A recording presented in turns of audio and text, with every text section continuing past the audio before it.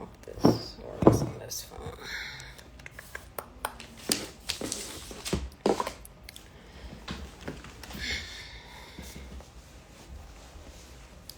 Hey, hey, hey.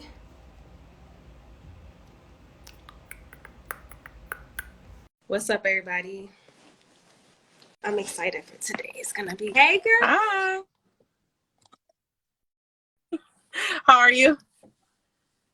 I'm good. How you been? Good. Let me close this door and don't mind my kids' clothes in the background. No worries. How's Hey, Danesha. it going? Everything's good. Everything's good. Long day so far. Yes. All right. Where's Danesha should be coming into it. Let me get Danesha in here.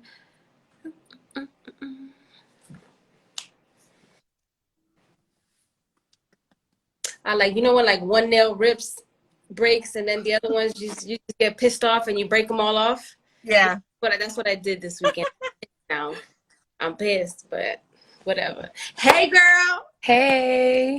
Okay, so Danesha, this is Anya. She's Hi. Hi. So everybody, just so y'all know, Anya is actually one of my featured mothers in my birth control documentary. Yay. So you guys, outside of this, are gonna get to know her like on a whole nother level when the doc comes out. We are still working on it. It's been like a 3-year process, but it's getting done, and it's gonna be amazing when it's finished. So today we're talking about postpartum. Now, this is my favorite topic to talk about because I feel like it doesn't get spoken about enough as raw. I feel like for the most part, there's like a surface of postpartum, like it's kind of vague. It's like, yeah, you get postpartum, you can get postpartum depression. Yeah, you can get, different things like your hair loss and hair inconsistency. And okay, yeah. But I feel like for me personally, outside of like I had postpartum hair loss, I had urine inconsistency, and I was able to Google that and be like, oh shit, this is part of postpartum. Cool.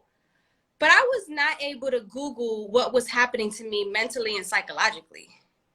And that's the part that I feel postpartum is not spoken about. That's what inspired me to write my second book, because I was like, this 4th trimester is something else. And it's like I said, it's like a spiritual awakening about who you are, who you have become all these years. And these children pretty much kind of take you on this psychoanalyst, analyst journey of yourself. And woo, sometimes the shit that they show you is not pretty. Is not pretty. So now you're battling, who the fuck am I? And why are these children making me feel this way? But it's really you making you feel that way, because now everything has come to the front and you are looking at a mirror of yourself. Mm-hmm. And it's probably one of the hardest things to do. I think even I'm reading this book and it tells you to look in the mirror and look at yourself. And why is that so hard? Like, to just stand there and just stare at yourself is so hard to do. But it's actually very powerful for you to stay there and do that, because we have to take a look at ourselves, because most of the time in this journey of postpartum and 4th trimester, we think that these children have to change somehow. Like, oh, they have to, respect more. They have to listen more. They got to do this more. They don't really have to do anything but be children. We are the ones that have a lot of changing to do. And I don't want this episode to scare any moms away, because we're going to get raw with it. What I want you to do is know that the awareness of this process is what's going to help you, as opposed to not understanding what's going on and feeling confused and lost. Like, yo, am I fucking crazy? Am I crazy? Am I the only one feeling like this? No, bitch. We all felt like that. We all felt like that. I promise you. I promise you. So I'm just going to share one quick experience, and then I'll toss it to you girls, where I was like, okay, I have a lot of work to do. My husband had went to play golf, and at that point I was like a new mom of 2. which my second pregnancy I took really hard because I wanted another baby, but not at that time. I felt like I was just getting out of postpartum for my first, and then I end up pregnant. And I'm like, whoa. That psychological shit I just went through. I don't know if I'm ready to go through this again. Like, I'm still trying to find myself. So when I had her, I had a lot of anxiety from just like PTSD stuff that I went through before. And then, so he goes out to golf, and it's like a Sunday morning. And my son is asking me, I forgot what it was. I think it was like an orange or something. It was a fruit. It was something. But I was in the middle of trying to finish something. And let me say something. Children don't let you finish shit. You get interrupted so many damn times, and you be like, you know what? I don't even know what I was doing.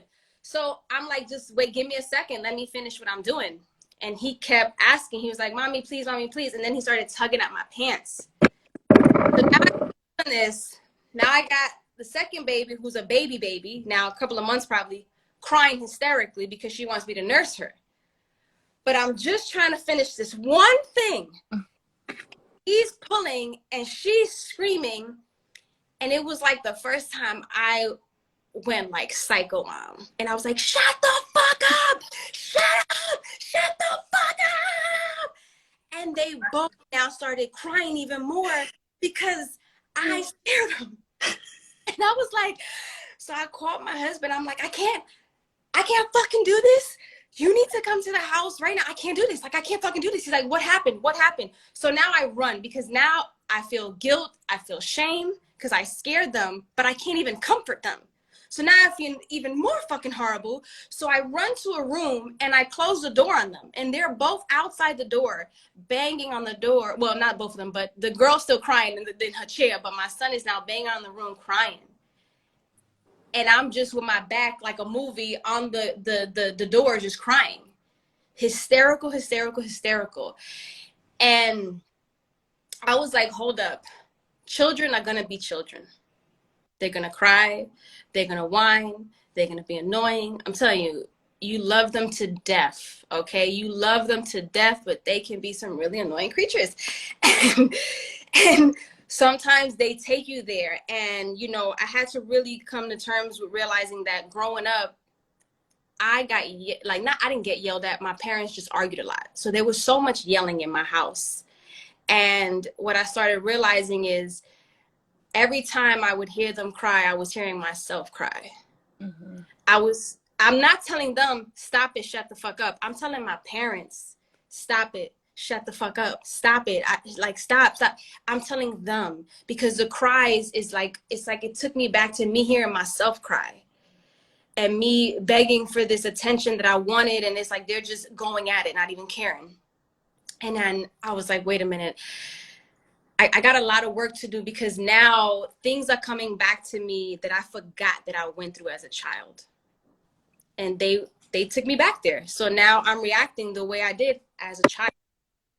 So then it became the journey of, okay, how do I process, download, and move on? Because we can't let it go. We can't not feel what we feel. We're going to feel it. And you have to let yourself feel it, you know? But most importantly, you have to talk about it. I was never one to talk about it. You have to talk about it. Even the most ugliest things that you feel inside, when you say it out loud, it processes different than when you're talking to yourself. You kind of hear yourself and be like, did I just fucking say that?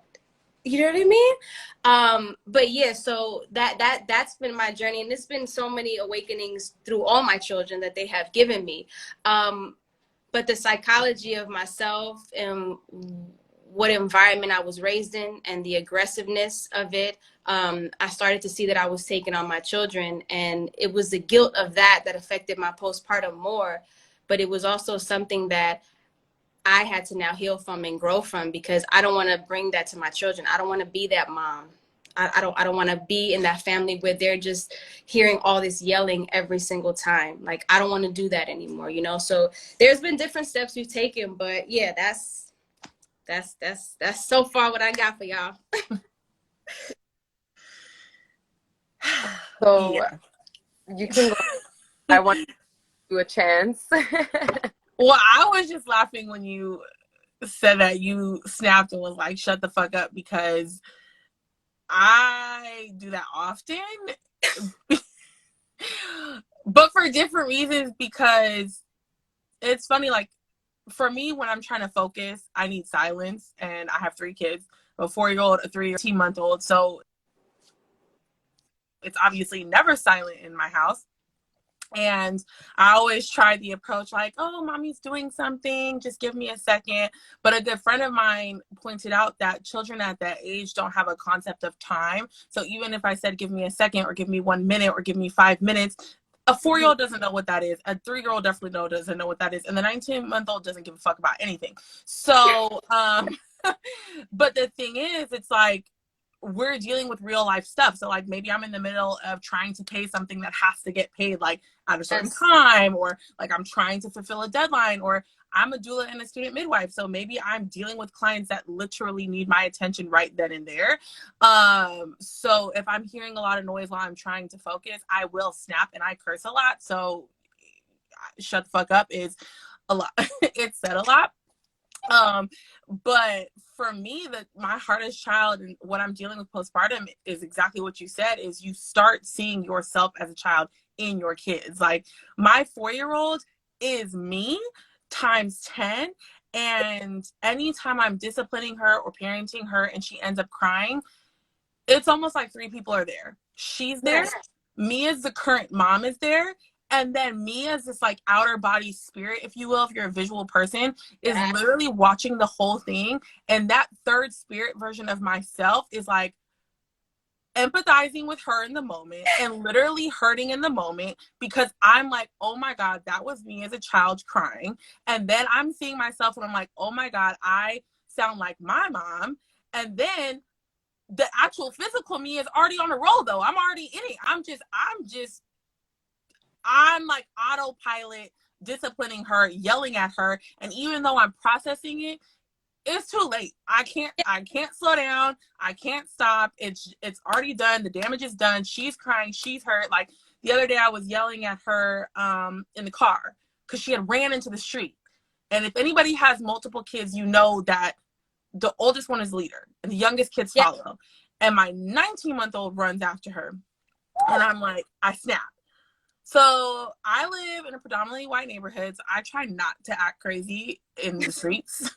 So when we get in the car and I close the door, I snap. I'm like, Summer, how many times have I fucking told you, do not run in the street? Your sister's like, I just lay in her. And in the rearview mirror, I see her retreat, like literally physically retreat. And she's like slowly putting her head down and she's slowly caving into her body. And in that moment, I was like, oh my God, she's so hurt. She feels so bad. She's confused. She's overwhelmed. She didn't know, but she knew, like, and I'm looking at myself like, you monster. Like, why are you yelling at her? Like, damn. So I told my husband exactly what you did. I talked about it. I told my husband, I said, man, I fucked up this morning. I said, I yelled at Summer. This is what she did. Obviously it wasn't right, but I fucked up. And I said, now I gotta apologize to her when I pick her up from school. And I will pull her aside and I'm like, Summer, do you remember what happened this morning? And I try my best to explain to her what happened and I'll apologize to her. And I always tell her, I said, Summer, mommy's work is not yelling at you, but your work is listening to me. And I tell her, I said, we have to respect each other, but your respect for me looks different than my respect to you. And so I always try to establish my kids are whole and complete people and they do deserve my respect. But what my 4-year-old doesn't understand is like, she thinks we're equals. So she's like, well, how I treat you, you need to treat me. And I'm like, but sometimes no, because you can't run into the street. And so sometimes when I say no, I really mean no. And sometimes when I say stop, I really mean stop. And so, yeah, I always say my work is to not yell at you. Your work is to listen to me. And we have to respect each other. And that respect looks different. And sometimes she gets it in the moment. Most of the times it doesn't work out that way. Because the other day she told me, she was like, Mommy, if you don't listen to me, I'm not going to let you do my nails anymore. And in my head, I was like, girl, bye. I don't have to do your nails. Like, I don't care about your funky nails. You know what I'm saying? And I think I actually said that. So, but Yeah, it's definitely hard. It's hard the older they get. And if you have babies, you're also hormonally going through postpartum stuff. And even though I'm a student midwife and I know that, I forget that as a mom. Like, I recently saw a midwife in a well woman visit, and I was telling her, I was like, I have anxiety for the first time. I didn't even know what anxiety was. I'm like, I'm getting trapped in my thoughts. And she's like, well, when did you stop breastfeeding?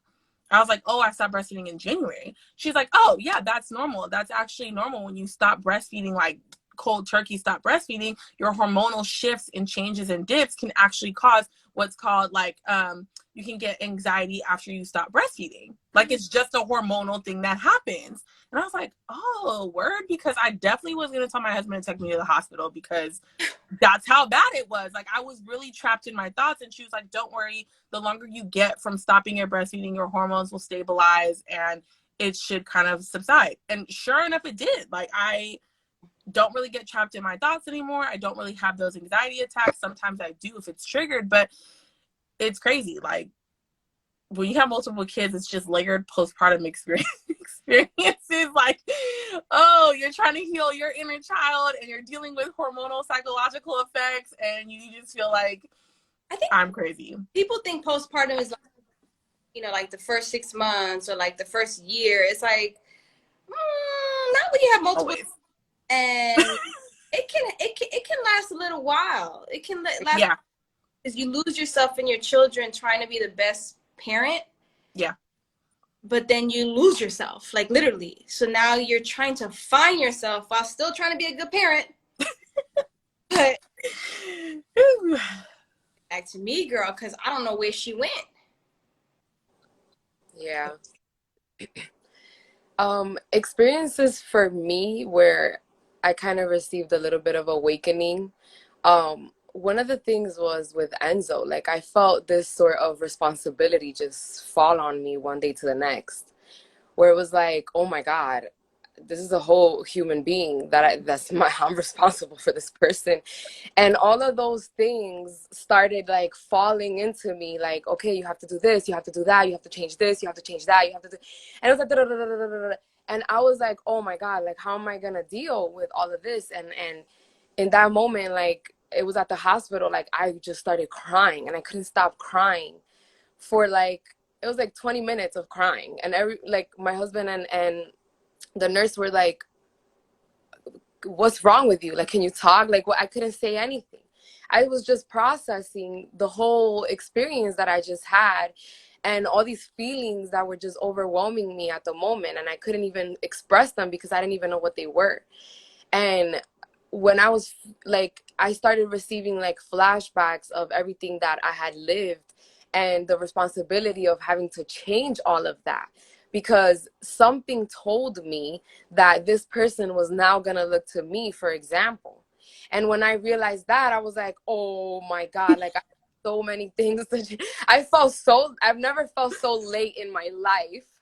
And I was like, what are all these things that I'm feeling that I've never heard of anybody saying, right? And it's like, how do you transform yourself into this person for this little being that you're about to like bring into your life, because now you're no longer alone.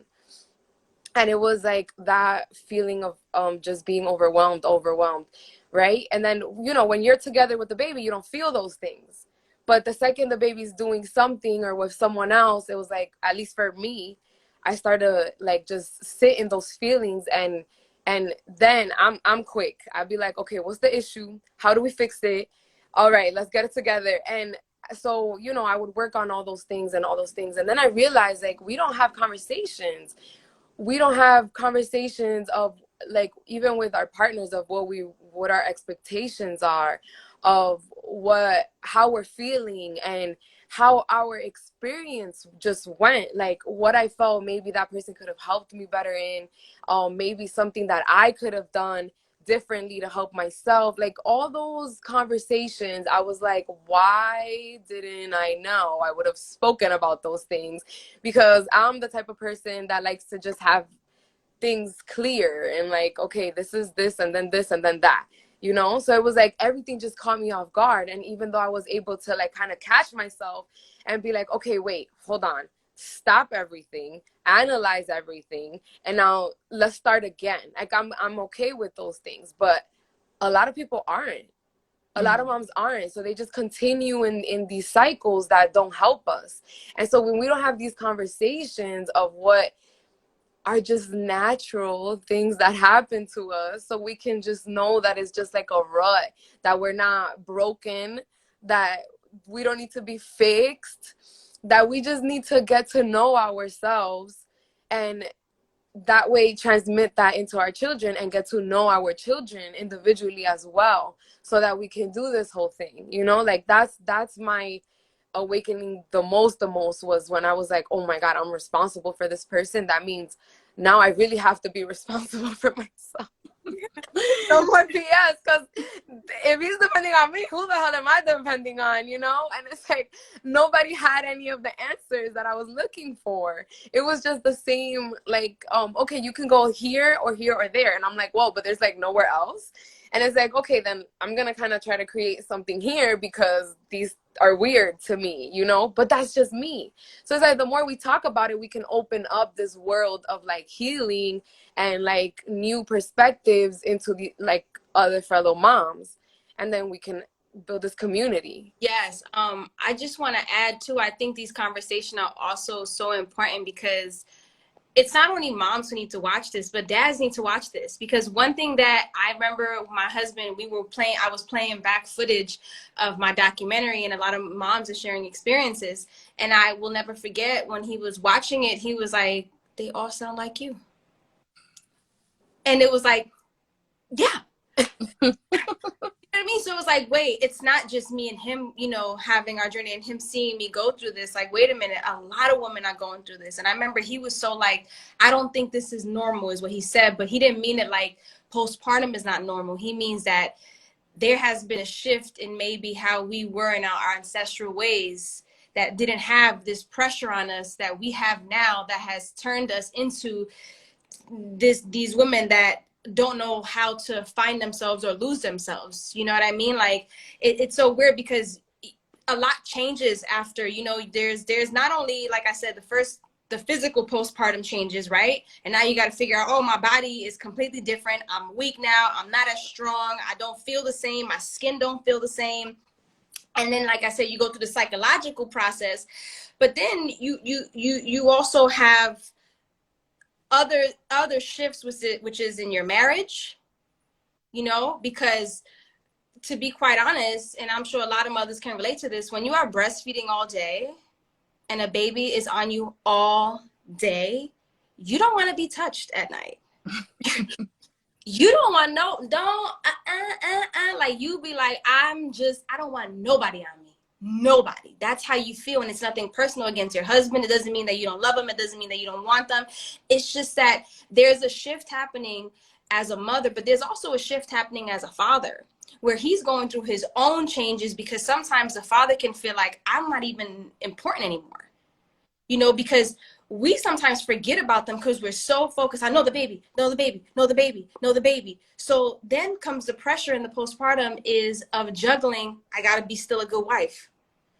I got to still give him attention. I got to still give the baby all the attention. And then at the end of the day, you're completely tapped out and you have nothing for yourself because you've given yourself to all these people. I got to cook. I got to clean. I got to spend quality time with this one. I got to make sure the baby's this. I got to make... And as you're spreading yourself so thin, oh, and then you got your business, right? Because we all have our fucking businesses. And then you're like, oh, I got to make sure I'm still doing the business because I got to make money and da-da-da-da. And you're trying to keep up with this whole entire life that you dreamed of. That's the crazy part. You dreamed of the life with the husband, with the children, with the house, with the family. You dreamed of all that. And then you're sitting here not wanting to be around any of them at times. And just wanting to be by yourself. I think you hit it on the head when you said ancestral ways. And honestly, America has it fucked up. In every other culture, yes, women go through postpartum changes because that's like a hormonal thing. Yes. But what we're experiencing in America, I'm going to call it epidemic because it isn't normal. And in every other culture and in every other country, when a woman gives birth, first and foremost, she doesn't do shit. She does not do shit. Her sole job is to feed the baby, feed herself, and rest. That's it. And she has an entire community around her. Usually it's a community of women that are tending to her, whether that's preparing her food, whether that's helping her with the baby, whether that's tending to her wounds if she has any like stitches, whether that's closing her hips or sealing her bones, or whatever rituals you have in your particular culture, that is typically happening. And there's a book called 40 Days, the first 40 days. It happens longer than 40 days. This is just built into the community. The other thing that we have fucked up in America is it takes a village to raise a child, and it takes a village to raise a mother, and we don't have that concept. We're so in our isolated family bubbles, and for me, that's really weird because my grandparents are from Panama, so what most Americans call extended family, to me, is just family. Like, my grandparents are family, my tias are family, my cousins are family, and we're together at all the gatherings. But in America, it's like mom, dad, brother, sister, dog. That's your family, and you only see grandparents, aunts, cousins, whatever on holidays, and you don't have a connection to reach out to them. Whereas in every other culture, everyone is involved. If the mom has to go back to work, they're not going to daycare, preschool. They're at grandma's house or abuelita's or whatever.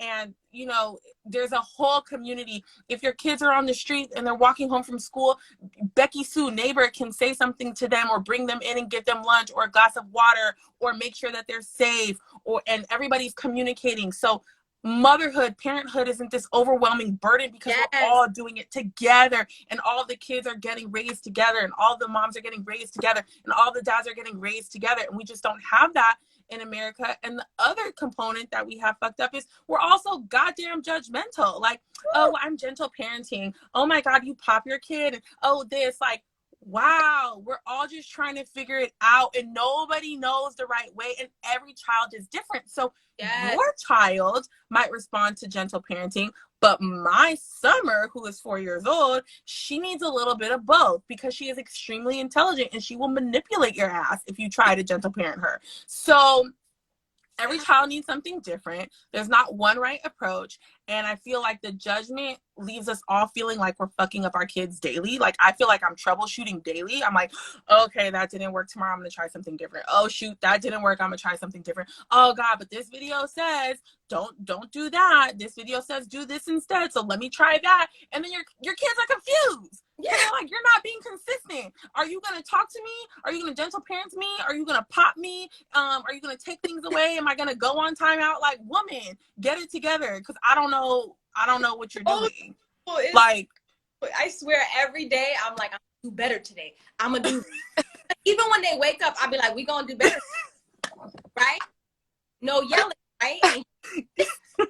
Right? And you're gonna do what I say the first time. Because something, parents, if you're not a parent and you listening to this, you do fucking try. You be like, I'm gonna say it nice. So you be like, can you please leave? I'm in the middle. And these kids would dead ass stare at you and be like, and you'd be like, can you please leave? After the third, fourth time, it turns into, I just fucking told your ass. And then they're like, ah! And they start screaming, and your neighbors probably think you beat your fucking children all day because you haven't even touched them. You just standing like this, like, didn't I tell you? And they're like, ah!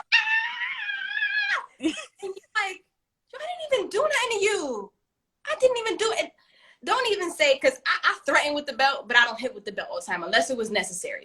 But you best believe, sometimes I'd be like, I'm going to get that belt. And my girl, Kaylani, I don't know if she was a slave in a past lifetime because she would be like, not the belt! She probably got spanked with that belt one time, like literally like a poop. You know what I mean? That's it. But you would think that I would beat her like a slave because she'd be like, not the bad. And I'd be like, are you serious right now? Like, don't do that. You're going to make me feel bad. Because when they start blocking, you'll be like, yo, I didn't even, like, am I that intimidating? Am I, like, you are aggressive.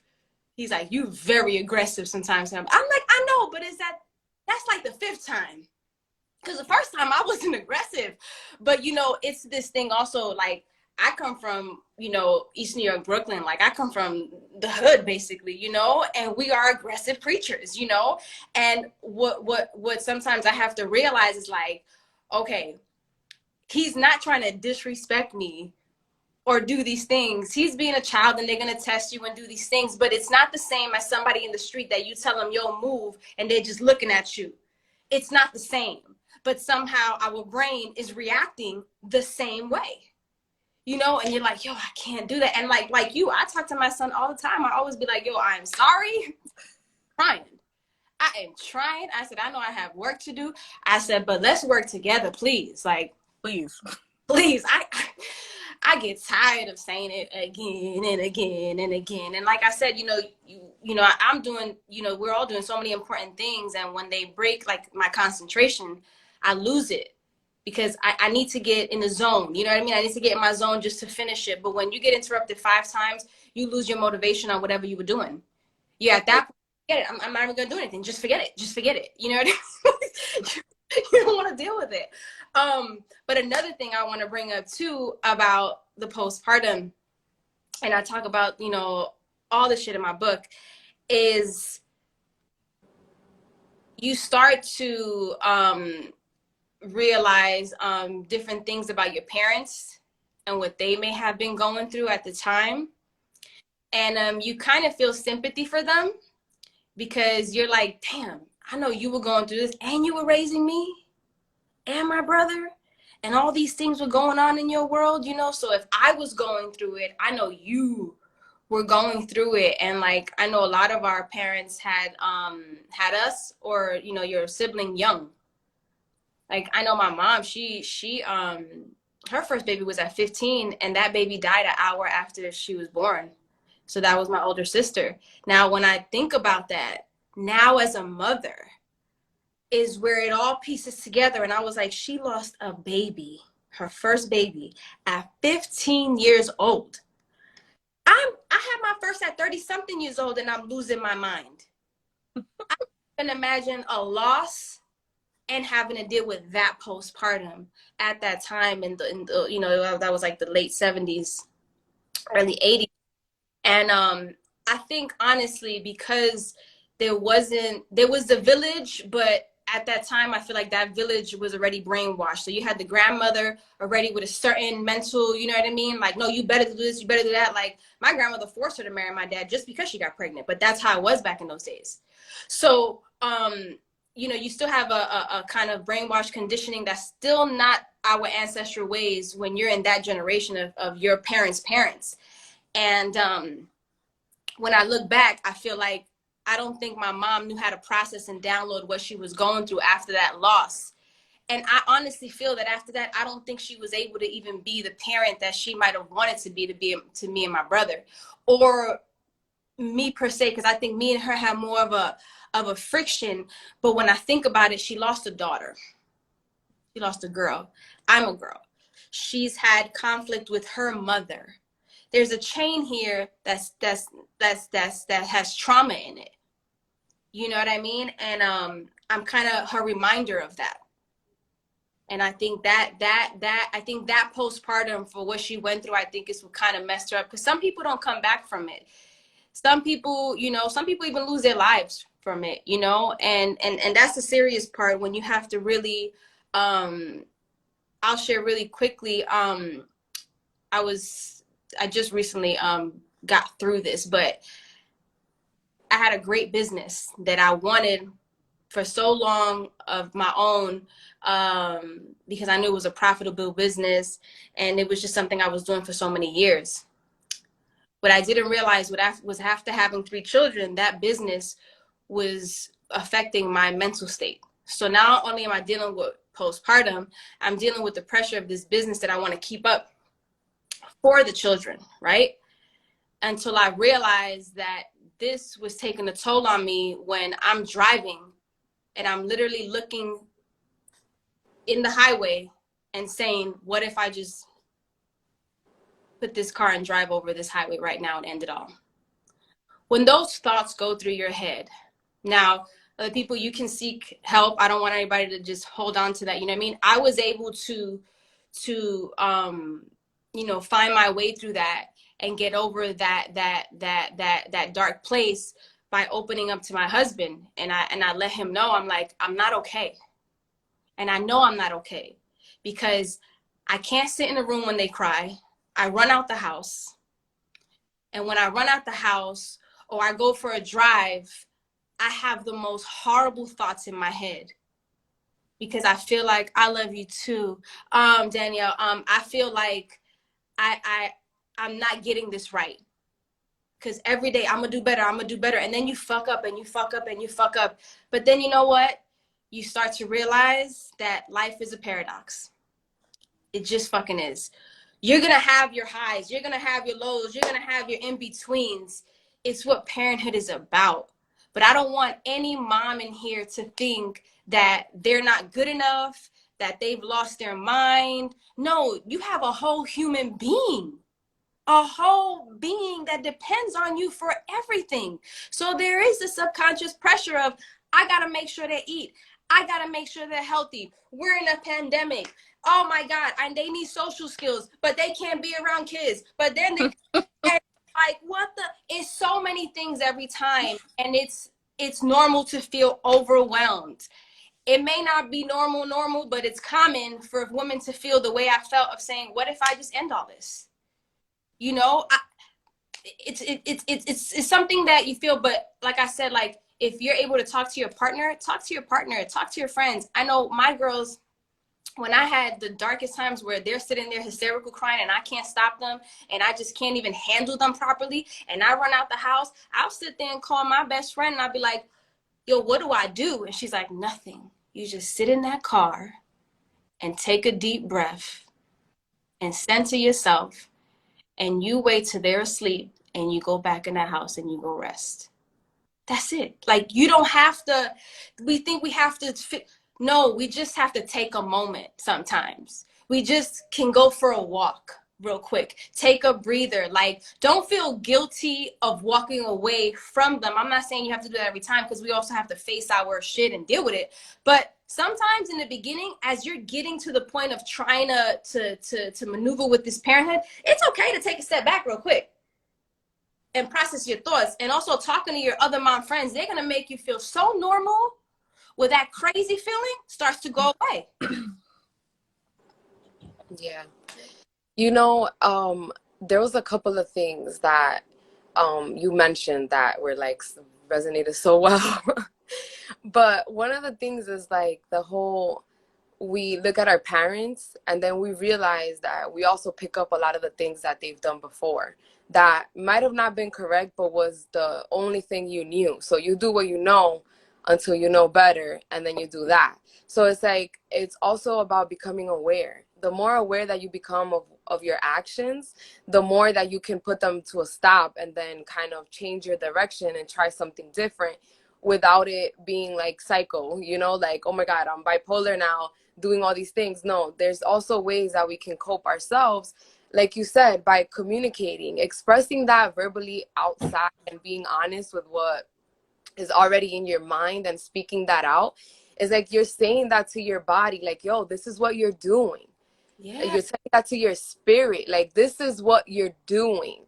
Change it, because you might not be looking at yourself. Not everyone might have that perspective where they can see everything and be aware and be like, oh my God, okay, and instantly change. Other people need, everything is, relative. So it's like when we become aware and it's like we hear that voice out loud, we can then start to heal or start to correct and start fixing all the things that went wrong. And then I really like when you spoke, Anya, about, oh wow, I just lost my Mom. ancestral ways, right? So my mom, right, she used to hit me for everything. I went through phases where I maybe hated my mom. Maybe I wished things on her that were incorrect because of what I wasn't able to express. Maybe if I were able to express those things, I might have not been able to have those thoughts, right?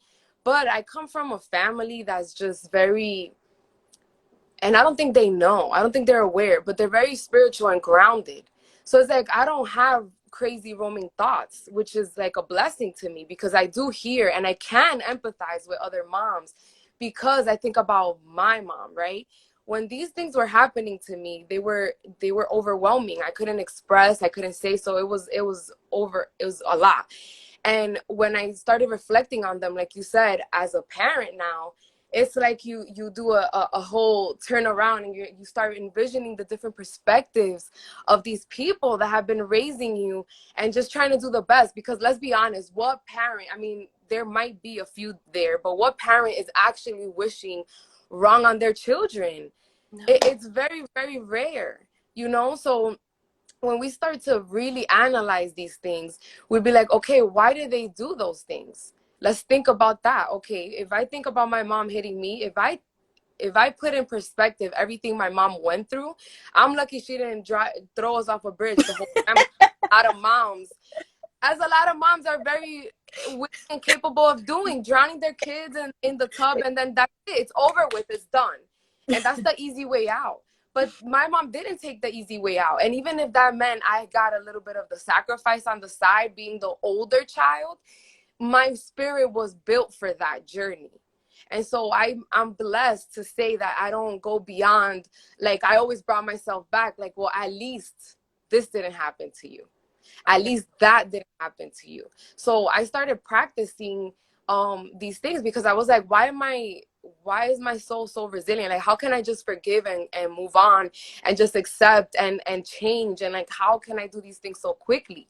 And that's when I realized, like, wow, I should really share these things with people, because the same way that, like, Jenn says things sometimes that I'm like, oh, that's what I wanted to hear my whole life. Like, you understood what I meant. Like, you know, it's so important to share these perspectives without judging each other, because we don't know deep down what it is that we're going through. We really don't understand that. And on top of that, the way that we process information and the things that are happening to us in real life.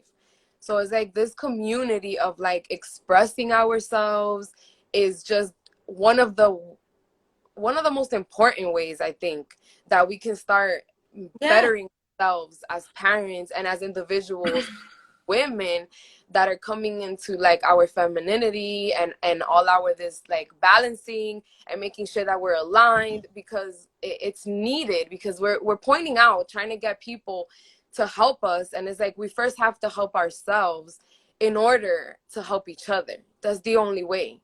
So I think I resonated with all the things that we're saying.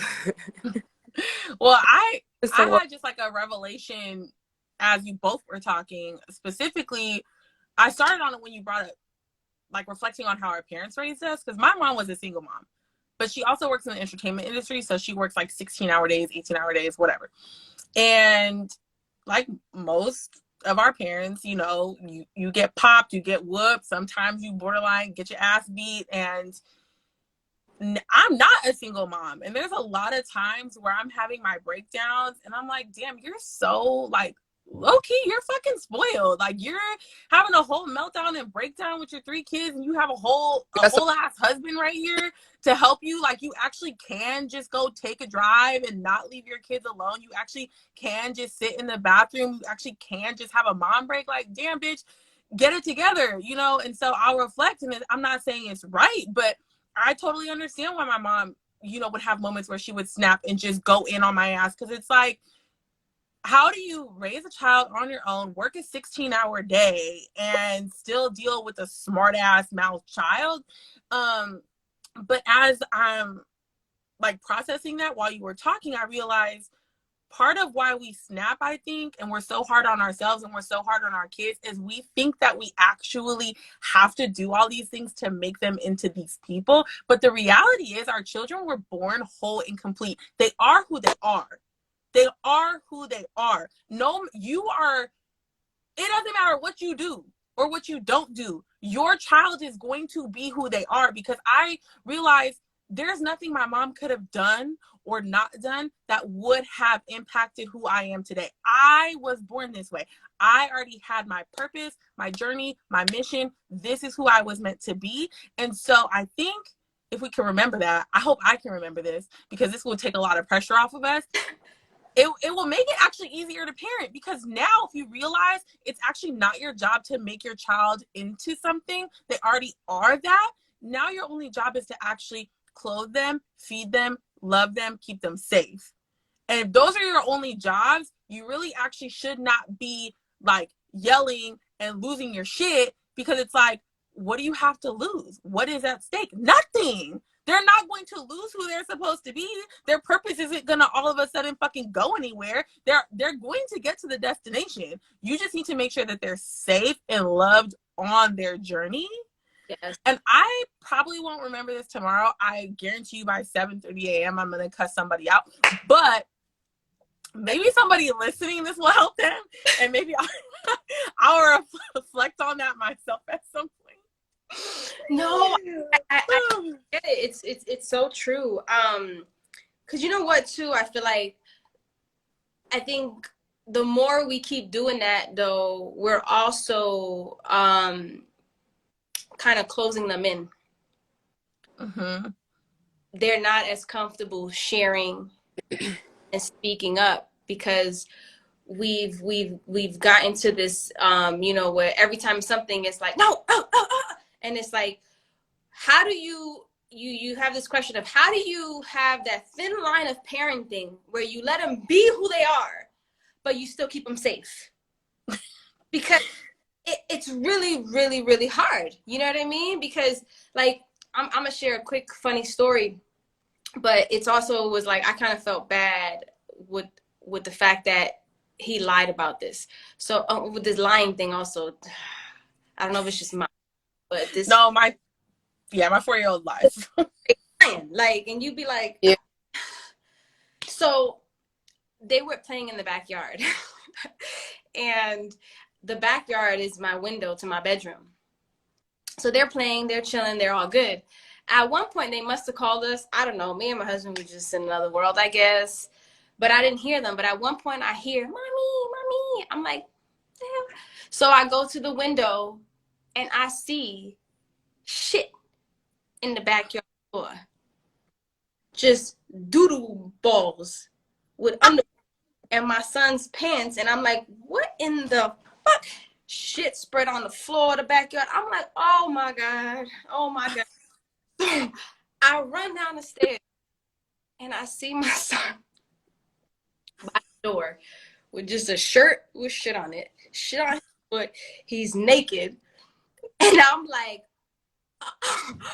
so the door is pretty hard to open. This is a new house that we're in. So I left it cracked open. It was not enough, obviously. So I opened the door and he's like, it was Kaylani. And I'm like, you're the one with and it's your underwears with all those mojoncitos over there.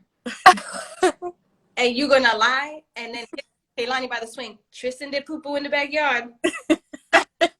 I know. So now, so crying.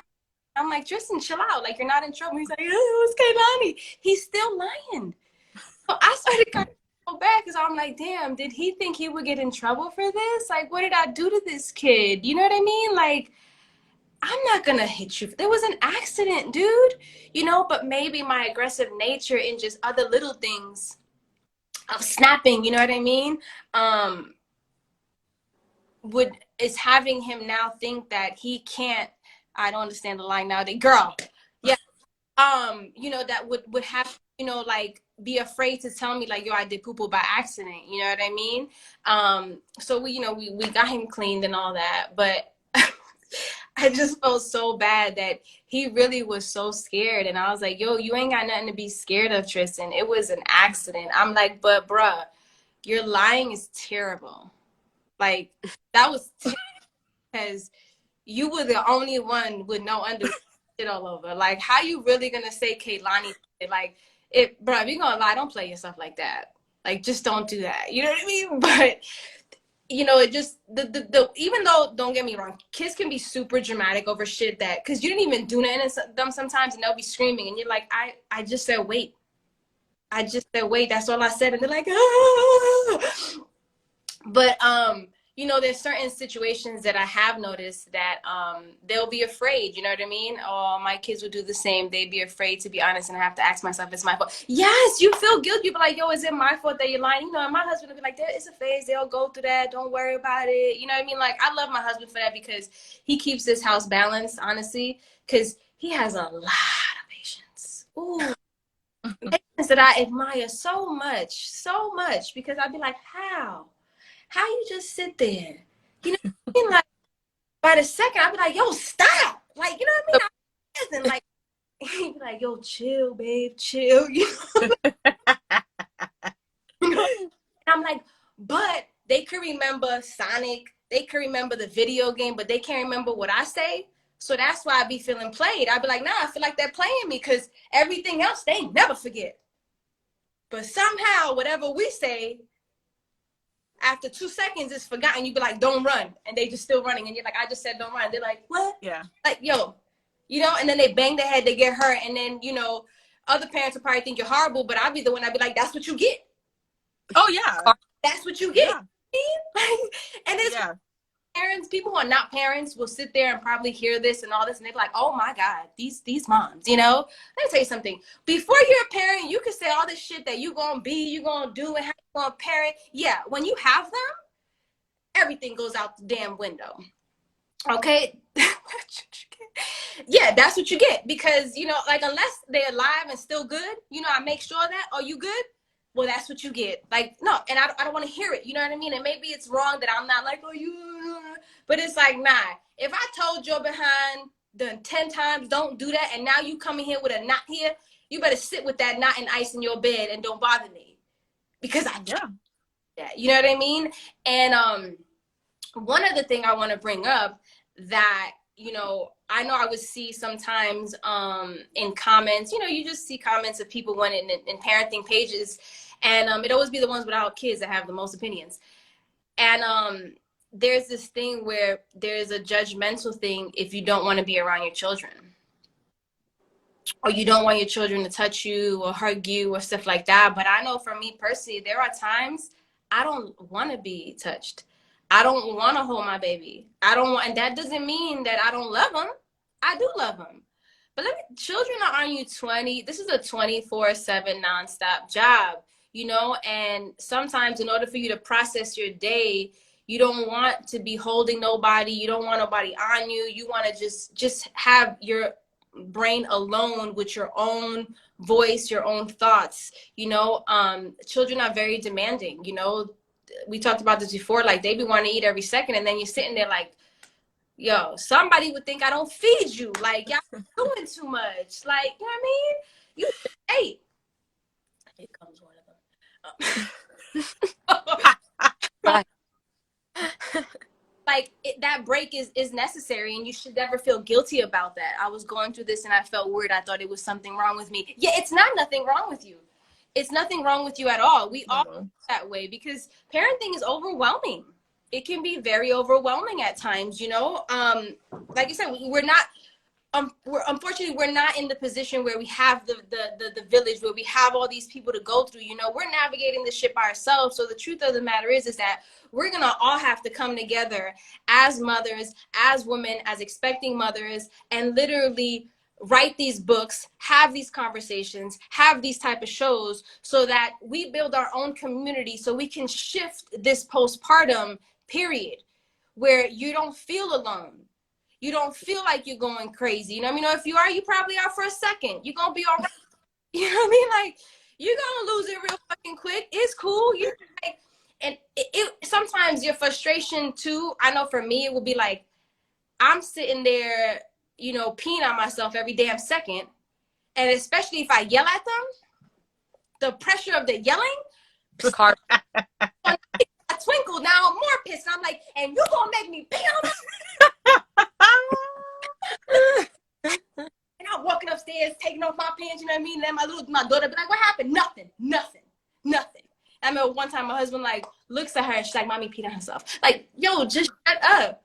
Like, you know, but so it's like there's so many things happening. So that's why you can't feel guilty. You know what I mean? Like, yo, like for me, I'm peeing on myself. I got a fucking hairline over here. And this child ain't listening to me. You know what I mean? I'm trying to work and they fucking up my work. Like I'm trying to write and you know, or I'm doing something and the baby just tapping on my laptop. You know what I mean? So it's like, who wouldn't fucking go crazy? Yeah. Like, I don't know what mother is really going to sit there and be like, it's all right. It's all right. No, you're not. Like at some point, whoever you are going to snap. And I know this because, like I said, my husband, patience I've never seen. But when we have my daughter, because she's, Leos are my favorite people, but I didn't know what, yeah, but I didn't know what it was to raise one. That part I didn't know because I catch y'all when y'all older and we cool. But it was the first time I think I ever saw my husband like spaz. He'd be like, yo, I told you. And I was like, oh, yeah, girl, you better leave my man alone. You taking him there? Nah, he don't do that. He don't do that. She'd be like, she'll just look at me. He will tell her something and she will really just stand there. It's been 30 years when I still feel you. She will stand there and be like, or he'll be like, just today, he was like, don't go down those stairs right now. And she looked at him and went down the stairs. And he was like, yo. And then I hear her screaming of a voice. And I said, what happened? And she's running to me like, Daddy. And I'm like, well, what'd you do? He's like, what else? And I'm like, don't come to me, girl. Like, nah. You better start respecting him. Like, you can't do that, you know? But, you know, I just want moms to feel safe, you know, in this space. I want you to feel normal, you know. We're all going through this, and we're also going through it where a lot of us are silent about it, you know. I don't have a family, like I don't have an aunt, I don't have like cousins as far as that I'm close to. I could say that I can even open up about these things, you know, or ask for guidance. You know, it's like me navigating this by myself, and then, you know, with the village that I've created. What are they doing? Is how, oh, it's the little one. It's how I've been able to survive this. You know what I mean? So that's why I feel like this is so important that we keep these dialogues going. She's so happy. Because I, you know, I think the more we do this, then the less of the drastic aftermaths that happen with these postpartum, because some mothers do take their lives. They do harm their children, and that's the reality of it, you know? So again, it's not normal, but it's common. And I would like for us to start making it uncommon, you know, where it's to that severity. We're all going to go through emotional changes, you know what I mean? But to the extent of possibly taking your life or taking somebody else's life is when it gets serious. I'm a single mom, 5 months pregnant with my first child, gave me all the life. Aww, you. And listen, shout out to the single moms, yo. Let me tell you something. Woo. Thanks. I think about that every damn time. I look at my husband, I'd be like, some people don't have you. Like, and they gotta just, you know, but what's so crazy is like I have a friend that's in Costa Rica, and she's pregnant and she's a single mom, but what's so dope is that it's like she's not a single mom because she has a whole village in Costa Rica, male and female, helping her through everything, navigating her, taking care of her, feeding her, doing all these things. But I praise her. Yep. All these things for her. So it's like a single mom shouldn't feel like a single mom. Yeah, exactly. Not normal. Because just because there's not the other parent, quote unquote, there's no reason that mom should feel, yes, mama. Yeah, she should feel like a single mom, you know, and that's what we have to shift. Like single moms, it's even more vital for you to, you know, have that village, have those people, because who do you have to now go to when you don't want to be around that baby?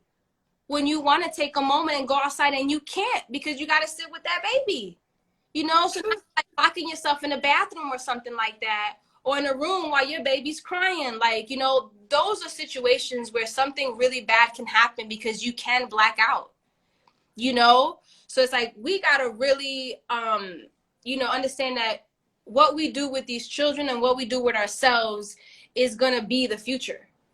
you know? So it's not about dwelling on the past of what we done. And I talk about this so much. We need to be present. And if we are present more, we will stop beating ourselves up from the past that doesn't exist no more, meaning an hour ago is the past. That shit don't exist no more. There's nothing I could do about what happened an hour ago. I can't change or fix that. I can just move forward from it, right?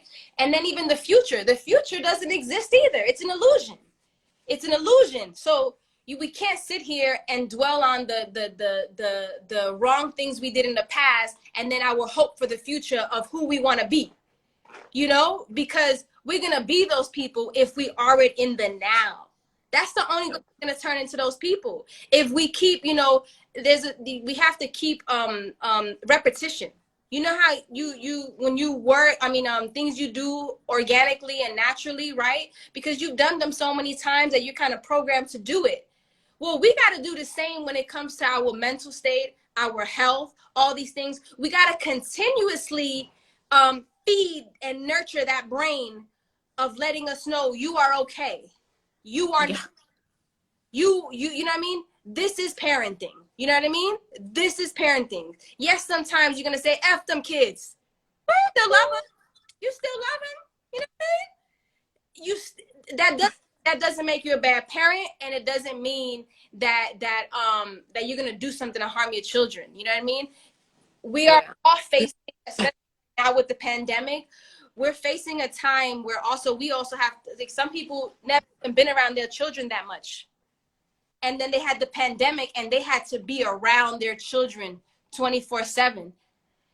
We can talk about all these health issues with the pandemic and all these things, but who's talking about the psychological part of what is happening to these children that are disconnecting now from the social life they were so used to? What is happening to these parents that have to be around these children that they were not used to being around 24/7? Not every parent is with their child 24/7. Yeah. I'm talking about working multiple jobs, you know, to make ends meet, that when they come home, they just have that nighttime or whatever. But when you have to sit there with them 24/7, it's a whole nother ballgame. It's a whole nother ballgame. So it's like, there's a dope book that my friend had recommended, Meet Your Soul by Alyssa Romeo. I have it in my bedroom. But, you know, real quick, and I'm gonna have y'all tap in again.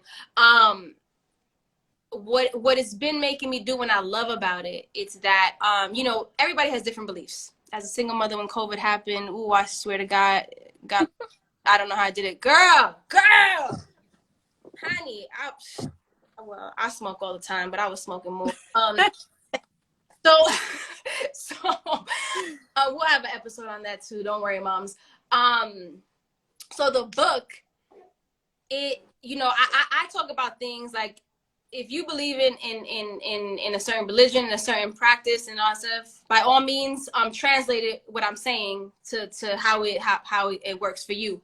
I have a lower self and a higher self, I feel like. And I feel like the lower self is the one that has the trauma, the PTSD, has all those issues, right? And then you have the higher self, and the higher self is the person who has overcame these things and knows the potential of who they could be as a woman. And you keep every day aspiring to be that woman, to be that woman, to be that woman. And I feel like this book has allowed me to now, because when we're talking, you're always talking to yourself in your head, right? I always say I have a million tabs in my head. When you're talking to yourself in your head, now some people say it's God talking to them, it's this and that. For me, it's you. I feel like we can be the devil to ourselves, and we can be the God within ourselves. Okay? That's the low and high. That's the way I see it. And I feel like in the book, it had me realize that it's like two different people there.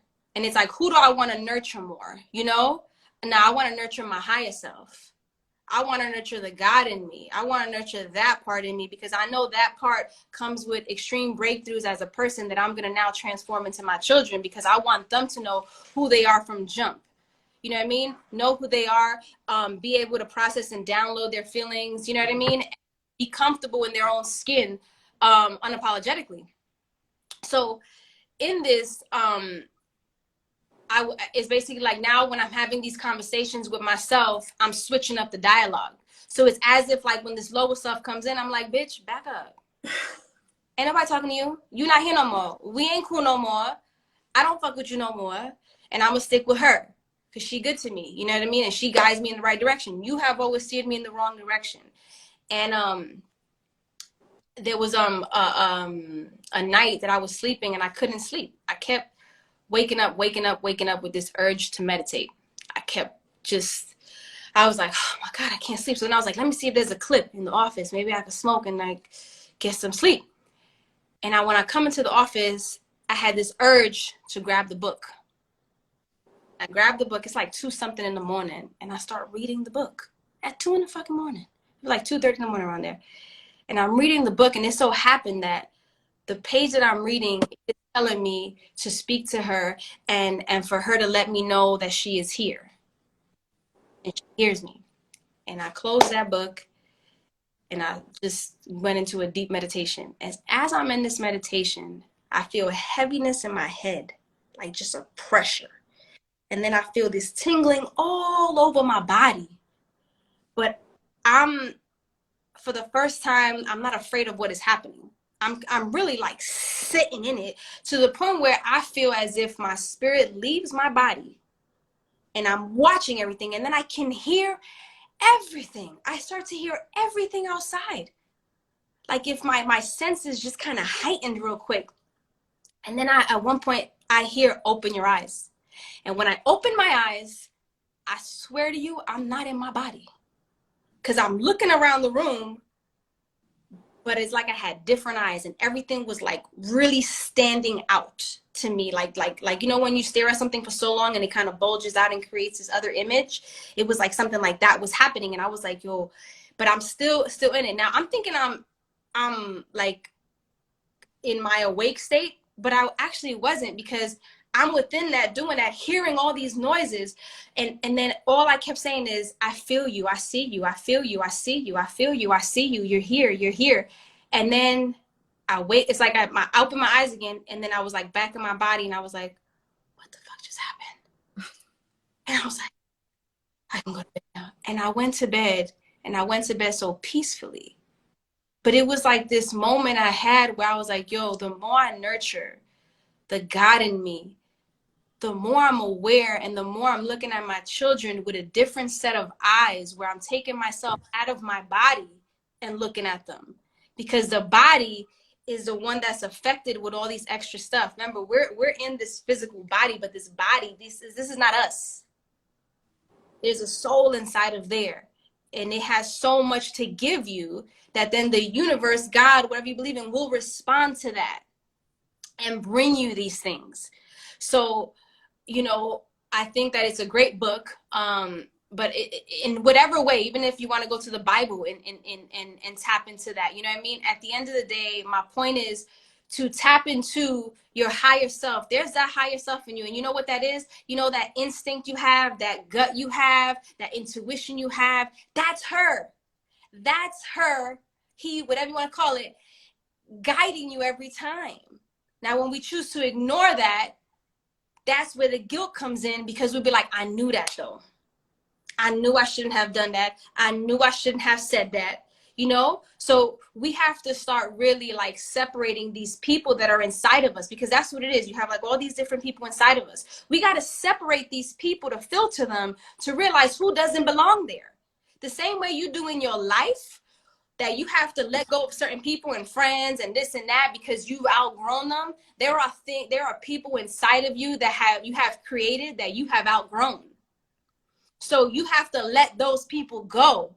And if it means sounding like a psycho person talking to them, I do that. I'd be like, bitch, I'm not talking to you. I'm talking to her. Back up. Writing is my therapy. That's why I write so much. And I started writing. They were like, write her. And I started writing. And I was like, I was like writing a goodbye letter to my old self and letting her know, like, we had our time. We had some fun. We had a lot of bullshit. And it's time for you to go. Like, I don't want you here no more. I'm a mom now. I'm a wife now. I'm a businesswoman. I'm everything I dreamed of.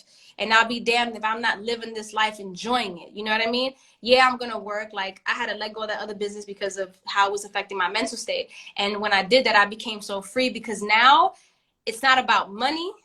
It's not about a big house. It's not about a big car. It's not about any of that, because you know what? All that's going to come, period. It's about tapping into myself, of the true woman of who I am, who I was born to be, that society fucked me up by conditioning me in all these ways and telling me you're this, you're that, you ain't good enough, you this and that. No, fuck that. I decide that shit. I decide that I'm good enough, that I'm a great parent, and I'm a great parent that sometimes curses. I'm a great parent that sometimes loses their fucking shit. I'm a great parent that sometimes spanks their children, okay? I'm a great parent that smokes fucking weed. Yes, I fucking am. This is who I am. I'm not the only one doing this in this world. You know what I mean? Now, if you want to be higher than almighty, yes, it's learning to balance your low and your higher self. If you want to be this perfect parent and pretend all this stuff, then fine, you be in that reality. But my reality is this, is that I have work to do. I am growing. I am finding myself again. And one more thing, don't be afraid to let go of the woman you were before you were a mom. That's okay. If she's not here no more, the essence of her is always going to be here. You are going to be who you're going to be. But now that has built into an even more powerful, dope woman that you got to get to know and fall in love with her, because she's pretty amazing.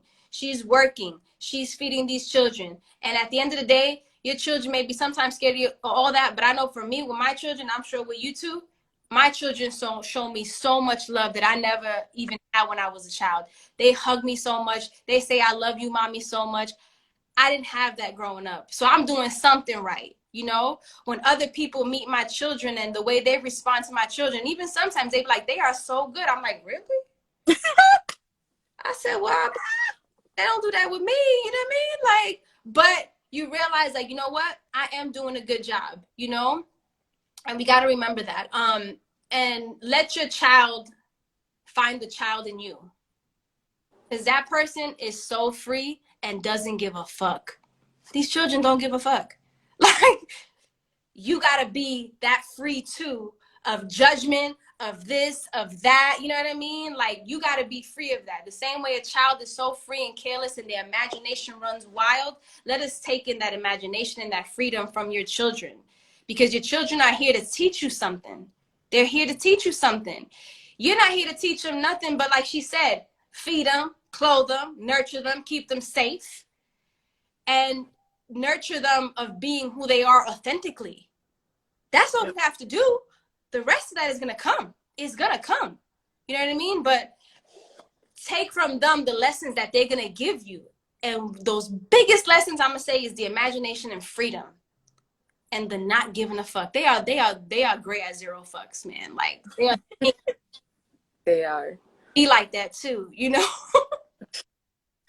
Yeah, I mean, on not giving a fuck from kids and that being the biggest lesson, and I feel like social media, honestly, is just really bad for moms and parents, because that's what will have your ass feeling alone, and that's what will make you, it's hard to not give a fuck. And for me personally, there was a period of time after I had my firstborn, me and my husband, we almost got a divorce. We had some infidelity. And I deleted my social media. I was like, I can't, because I'm feeling so much pressure and I'm giving too many fucks. Like, about everything. About everything. How I should be as mom, how I should look as mom, how I should be as wife. Like, I can't do this. I'm caring too much about people's opinions about what's going on in my life. So I deleted my social media. Then I was like, okay, well, I want to be back on Instagram. And I made a commitment to myself. I was like, if I go back on social media, I'm going to be the voice that I did not find, which was an honest voice and an honest opinion about motherhood and wifehood and womanhood. Because the reality is, I was a single young mom. None of my other friends were married. None of my other friends had kids. And everybody's like, oh my God, find your tribe. Okay, bitch, how? Because it's really not that easy. You're over here like, oh my God, me and my tribe. Well, bitch, where do you find them? How do you find them? I don't have a tribe. So I had to figure out a lot of shit by myself. And I was like, I want to be that voice for somebody else who doesn't have a tribe, who feels alone, who feels judgment, who can see honesty in my page and say, wow, like, okay, yeah, me too. Like, I feel that, or I'm going through that, or whatever. And so my MO is to be honest. I'll be honest all the time. Like, yeah, we had some infidelity. Yep, that happened. Because I can't tell you many times, as soon as I open up about that shit, people are like, "Ooh, me too." And we're so caught up in being judged by these people we don't even fucking know. And we're so caught up in comparing ourselves to these people we don't even know. And I'm like, I'm sorry, but I don't even want my life to look like that. Like, that shit, that looks like so much effort. Like, that looks like a lot of fucking effort to keep that up. And I just don't even have the capacity. I don't even have that bone in me. So that's my first thought on, like, not giving a fuck. I think social media makes it very hard to do that. And if you are a parent, I would challenge you to step away from social media as much as possible during the day, because it really will fuck you over in ways that you didn't realize. Like, I realize now when my anxiety starts to flare up, I'm like, ooh, I've actually been on my phone a lot today. Like, I've actually been on my phone a lot today and this week. And, you know, you think it's harmless. Like, I'm looking at cute nail designs and I'm looking at, like, innocent stuff, but it's fucking with me mentally. And so I always take a step back. So that's my 2 cents on not giving a fuck. Like, I by nature don't give a fuck. Right. And everybody who knows me knows that. But I do have my moments where I'm like, damn, like, should I look like that? Or should I be doing that? Or, you know, should my content be this or whatever? The second thing I was going to say about tribe is, if there's anybody on here who feels like they don't have a tribe, well, you can message me, because the reality is, like, we kind of have to make these connections virtually now, because I think us moms, we really get in our heads. Like, we overthink so much shit, and we end up isolating ourselves. So don't be afraid to message that mom or message that parent or message that person. You can message me, and have some sort of community. Don't feel like you need to be alone, and whatever. So that's my third point. My last point on higher self is, I did the same thing recently yesterday about meditating. And it was so interesting, because as moms, we always feel like we have to be doing something.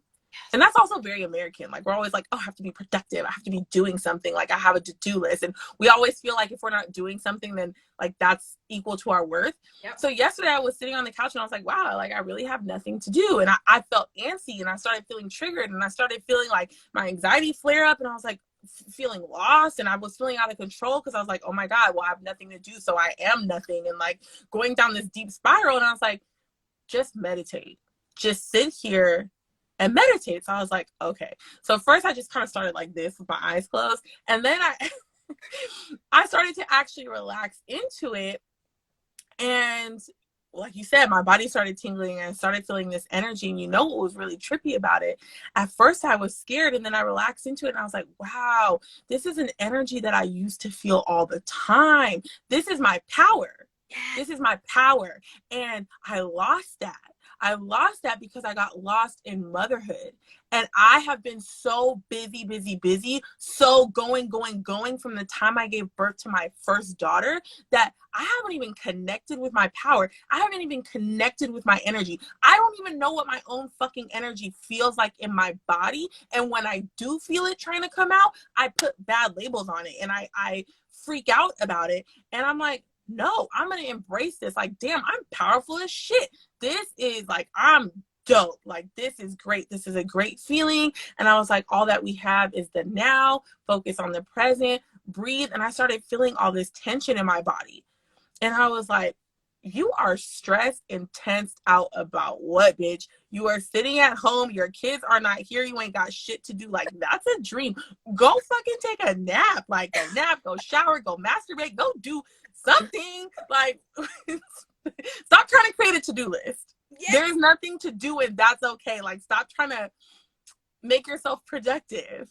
So I had that revelation, and I was like, I really need to do that more, because I think as a parent, it's really good to feel your own energy and feel your power, and to really disconnect from the routine of always having to do something, always having to be productive. And yes, cry, girl. Yes, Crying is a Let it release. out. Like, say that. I cry all the time. Even when I'm angry, I cry. And my husband's like, "What's wrong with you?" If I'm angry and I cry, that's not a good sign. I'm probably gonna like fuck your ass up or something. But like, crying is good. It's a release. Yes. Happy tears, sad tears, release tears. Tears are just energy. So yeah, cry. Don't be afraid to meditate. I was afraid. I'm not gonna lie. That energy came up and I started freaking out. I was like, this doesn't feel good. And then when I recognized what that was, I was like, no, that's me. That's me. That's who I am. And that's always there. And I'm just constantly suppressing it because I'm like, oh, okay, I have 5 minutes. Nope, I gotta fill it with something. Now I gotta go to Target. Now I go to the grocery store. Now I gotta dust and I gotta do laundry. And now I have to do this. Oh my God, it's time to pick up my kids. Now I have to cook. And it's like, just stop. Just stop. Why is it so hard to do nothing? That's the crazy part. Like, just to sit there and do nothing. Like, Yeah. what the hell? One more quick thing. Another thing that's pretty common afterwards, which can affect you postpartum mentally, is the fact that your friends now are different. And not that they mean to be, but I know for me, like, everybody just stopped inviting me out. Me too. I was like, well, I'll be damn. Like, I may not go. I'm probably not gonna. You couldn't still invite me. Like, you just didn't fucking invite me. I don't care if I'm not gonna go. I might go. Maybe that day I needed to fucking go. That part. They always leave you out. Like, damn, bitch, invite me. I want to turn up. Me too. Like, but, and then, sometimes, you'll talk to them, you're like, I don't want to bother you because I know you're a mom now. Or it's even when you get married too, like, I know you're married now. It's like, bro, I didn't go to a prison sentence when I became a wife and when I had a child. Like, bitch, invite me. I need that shit. So if you are not a parent, but your friend is a parent, please stop leaving the mom out. Yeah. Life too. She wants that connection again. You know what I mean? Have that freedom, that freedom of just releasing and just hanging out and not worrying about a bottle or a child calling you or feeding them. And you're just literally in your moment, just having a good time. If anything, I needed more. Yeah, we all need that. We all need that. And I feel like men need it too. Maybe not as much as we do. I don't know. Men are different. You know what I mean? No, it's different. Women, like, we want that. Yeah, like, I'm not a mom. I'm a mom, not a nun. Yes. So I also your friends go ghost. You be like, what happened? I also do want to mention, like, as moms, I think you're put up on a pedestal once you become a mom. So it's like, there's a few things that we have to remember. Like, first of all, yes, we are magical. Yes, we literally bring life into the world. And yes, we can be considered goddess-like and all these things. But at the end of the day, we're still having a human experience. So it's like our feelings are still there. Our emotions are still there. Our physical hurt is still there. And it's like, we honestly cannot move forward unless we heal all those things that are making us like have the human experience. You know what I'm saying? Like, we forget that. I had a few things written down, so I'm gonna look down so that I don't forget. But like, you know how you were mentioning the lower self and how you have to like eliminate. I also feel like it's a balance, because sometimes your lower self is just there to protect you. Sometimes it's like an energy that's there, that's on the defense all the time, to be like, no, wait, hold on. And that's not completely bad. It's just a different perspective. Like, I don't need you in certain situations, Right. and in certain situations I do. So it's like, when I'm trying to be like above these emotions, I have to cater to my higher self to be like, okay, let me try to do these things. But that's not easy to do. So it's like, when we encounter these mothers, like, that's part of the reason why I became a doula, was because I realized how alone I ended up. Like, nobody had answers to my questions except other moms that were literally going through the same thing. And in my family, nobody's going through that. So it was me and my cousin Googling and DuckDuckGoing and Yandexing all these things and comparing information with each other to be able to build this like confidence to be like, oh, okay, we're doing the right thing. Oh, okay, these are normal behaviors. Because we have to remember, like, our time alone is the only time where we have moral conversations, where we can align ourselves and have these like epiphanies and revelations and all these things, that information that we download is when we're alone. So it's like, even if, yeah, you want to be all lovey-dovey with your child 24/7, there's gonna be a time where your body's gonna and your spirit's gonna force you to separate so that you can process everything properly and be like, oh, these are the things that we're supposed to be doing and these are okay. You know, so it's like we also have to remember, like, social media can be a horrible thing, but we can also use it as a tool, and we can try, because that's difficult, it's difficult, but we can also try to take these like breaks. We can, but also the people that we follow, what content are we putting in our brains when we're feeling all these things? That's also part of like our healing process, is part of the how we're going to process our feelings once we go again, which is part of spirituality and part of wisdom, is information that needs to be applied frequently so that you can grow. So there's no point of knowing all the information if you're not going to give yourself that separation to then be able to apply everything and be like, okay, you know. So those conversations are so important. I also wanted to talk about healing on every level, like physical, mental, spiritual, and even from our people, like how Jenn was saying, the people around us. It's like we want to have the village, but we need to have the correct people there. Yeah. We can't just throw whatever person just for sake of having the village. Sometimes the village is just you for now, until you can get it together, you and your spirit, to have these conversations to get you to that place. But you know, you can't just be like, for sake of, I need help here, let me just throw this child over here and not vent this person, not filter this person and be like, hold up, can this person enter? You need to heal from the things that people have done to you as well. Like, there's times, like what you say, there's partners. That's part of the reason why I became a doula. Like, when I talk to these parents, the men want to be there so bad sometimes, and they don't know how to express it. They don't know how to say it. Sometimes we don't know how to allow them. And that's so important in like the doula work, where it's like, it's about teaching people to advocate for themselves. Like, here, this is how you can be open to this person so we can heal that relationship. Because now you have someone to vent, and now you can heal your spirit as well. Like, oh my God, I went through this. Let me voice it so that I'm aware of what I went through, and kind of elevate myself and have that spiritual growth with me, you know? So it's like, the healing also spiritually comes with learning to respect ourselves, like learning to actually care for ourselves. That's literally the only way. Like, yeah, we can care for our children as much as we want, but like, when I had my son, I didn't ask anybody for help. Like, and my mom was there, and my husband was there, and my aunt was here. I was in a house full. I had my village. But I separated myself because of the responsibility I was feeling, right? And I started doing everything by myself, until one day I got a fever and it knocked me out. For 2 days, I couldn't get up from a bed. I didn't even have the strength to pick Enzo off the bed. So even though I wanted to do everything myself, I was like, what would happen to me now? This whole like, oh, I could do it myself mentality. What happened to me there? I couldn't do anything. And guess what? I had to depend on my husband. I had to depend on my mom to take care of my child so that I can heal. Because my body was like, bitch, you really not going to listen to all these signs I gave you? You're going to keep on ignoring me? All right, I got you, sis. And it knocked me out. And then that's a revelation that I had, where I was like, oh my God, you need other people.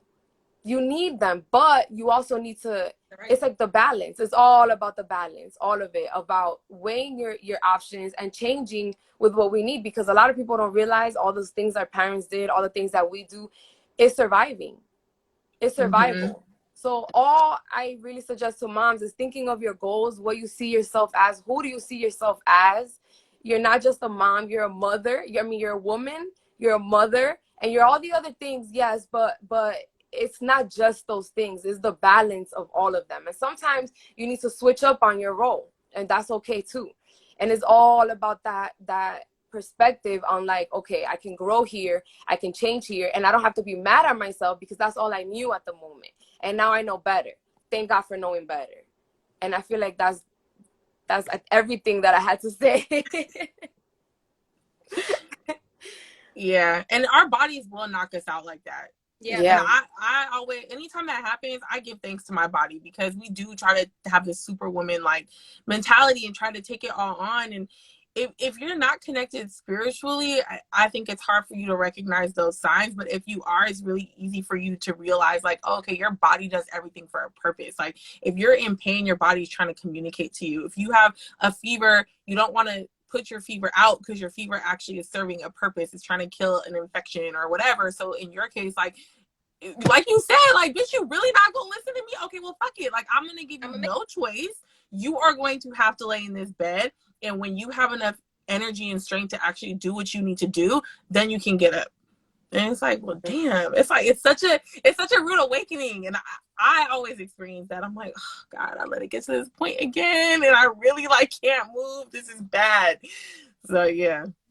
Nah, this was awesome. Is there anything else you guys want to let any parents know? Any last advice or anything about postpartum if they're a new mom or an expecting mom?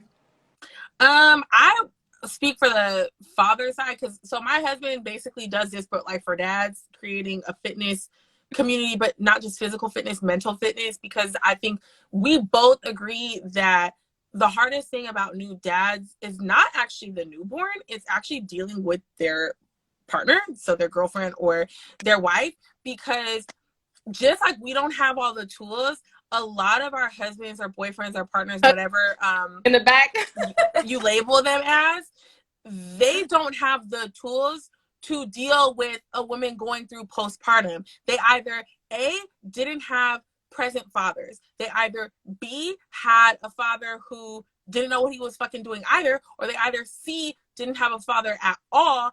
And in our culture, we don't allow men to experience their emotions, express their emotions. So they are going through their own shit. And one thing I learned the hard way with my husband after my first daughter was allow your husband, boyfriend, partner, whatever the fuck they're labeled as, to have space to process what they're going through, how they want to process it, not how you want to process it. Because as women, we like to fucking talk, and men don't really like to talk. Maybe some do, okay? Maybe some do, but most men don't like to fucking talk.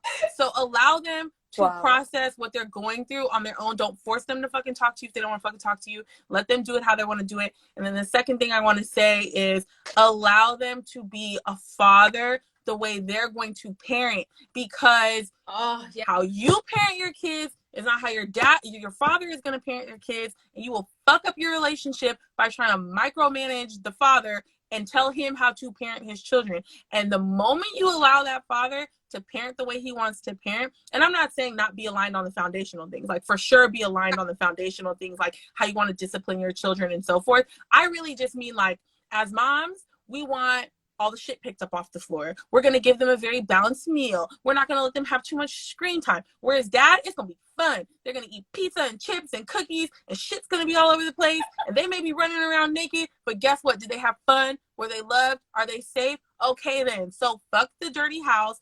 Fuck if they have McDonald's. Whatever.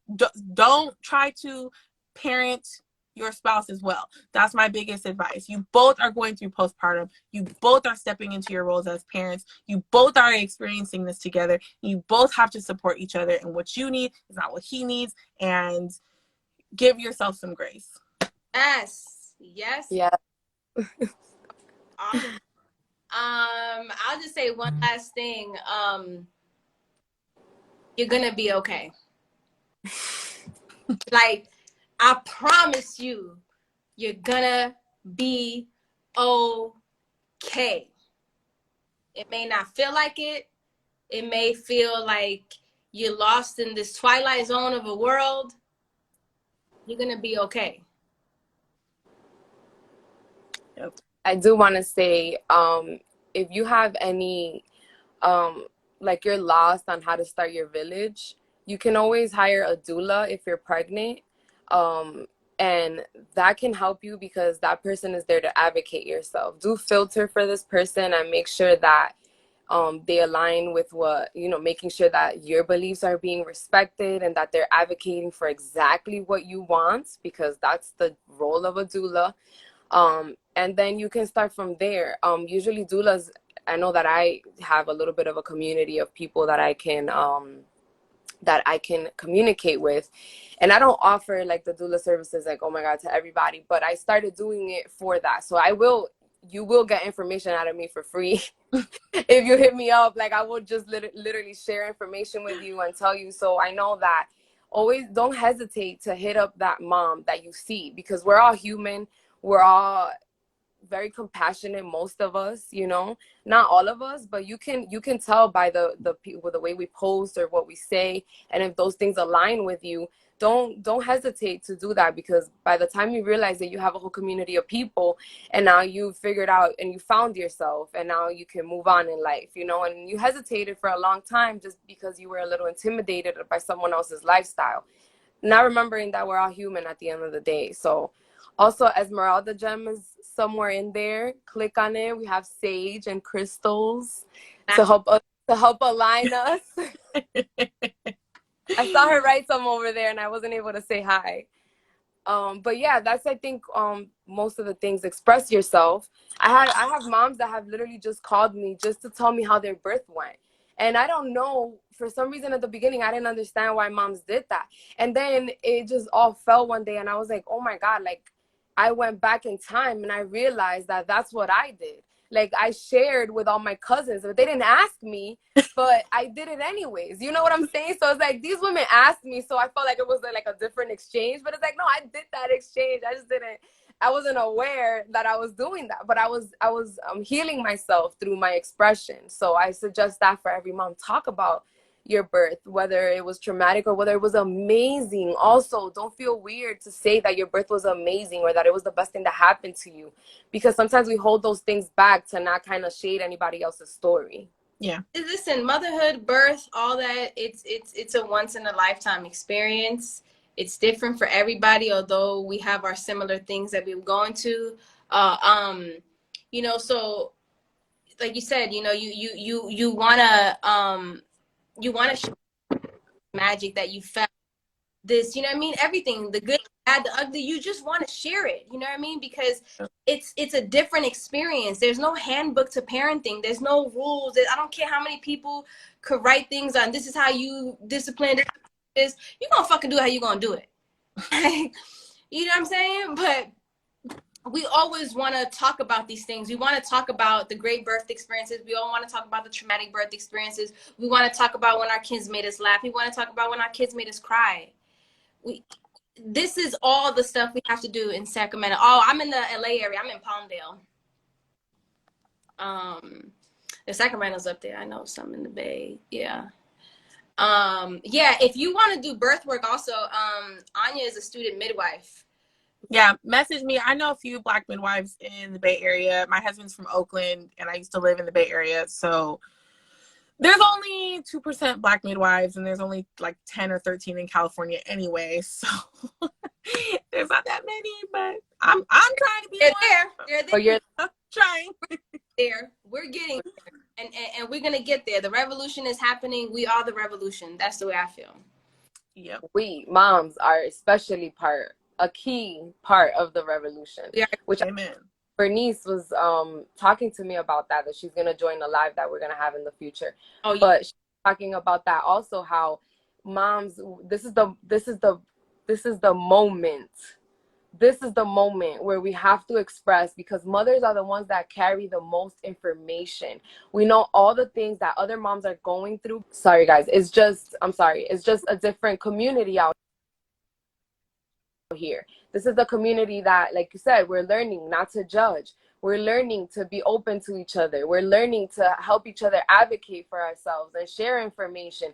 And we're not just being like, you know, hypnotized by this whole matrix that we're in. Like, we're the ones that are like, hold up, because we have outer people there that we're here to take care of, and that's what makes us the key to this whole puzzle.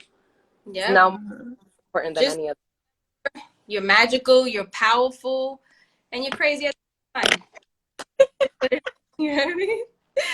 But we gonna be all right. We gonna be all right. Thank you guys for joining. Thank you guys for anybody who watches afterwards. Next week we're actually gonna be talking about teen pregnancy, and I have my best friend who had her first baby at 15. I had mine at 33. And when I looked back, I was like, how did she do this? Yeah. So that's going to be a really dope conversation. I'm really looking forward to. So make sure you tune in next week. Thank you guys. Thank you. Hit us all up. I'm going to tag them when I post a video. Follow them. Hit them up. We're all here. If you need a village, like I said, we're all here. Let's connect. Yep. Let's build. Let's grow. And let's express ourselves. Let's heal each other and just be there for each other because we all need it. Yep. All right. Yep. Bye, y'all. Guys, love you. Thank you.